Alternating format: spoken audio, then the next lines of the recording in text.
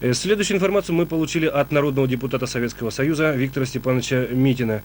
Он вернулся с 4-го съезда народных депутатов, и мы встретились с Виктором Степановичем.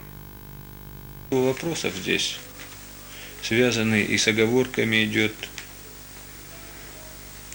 Вот, допустим, преобразовать при условии выхода нормативных актов крупное государственное предприятие в акционерное общество. Это действительно вот основа основ, изменение собственности, то, о чем мы говорили сегодня. Это с одной стороны. Вот, с другой стороны, вот основа, содержания съезда нынешнего, это, по сути дела, действительно усиление исполнительной власти. Вот то, что принял внеочередной третий съезд, статус президента СССР, это ведь, по сути дела, на сегодня зависло в воздухе. Вот. Мы провозгласили, что да, президент у нас, так сказать, глава исполнительной власти, но не создали никаких абсолютно рычагов для реализации этой власти. Вот между президентом и, скажем, исполнительными органами республик определенный вакуум образовался. Вот эти новые властные структуры, их можно по-разному расценивать. Скажем, можно назвать это диктатурой, а можно назвать это, так сказать, усилением исполнительной власти как раз в переходный период.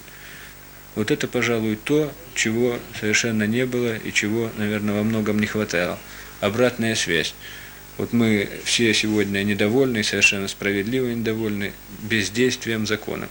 Отрегулировать эти вопросы должен в известной степени Совет Федерации, но проводить его в жизнь, реализовывать его в жизнь должна как раз вот эта вот самая высшая государственная инспекция. Если по предыдущим законодательным актам власть идет, на каждой территории самостоятельно, и вот многие республики, в том числе и наша, приняли положение о приоритете собственных законах над общими, федеральными или союзными, то сейчас в Конституции именно конституционно закреплена жесткая вертикальная властная связь. То есть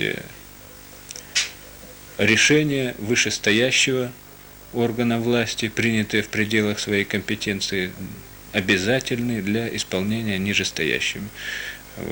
И это, я думаю, на сегодня, особенно в этот переходный период, тоже оправдано. Потому что на сегодня мы столкнулись, по сути дела, во многом с анархией в производстве. И существование именно сильной исполнительной власти просто необходимо.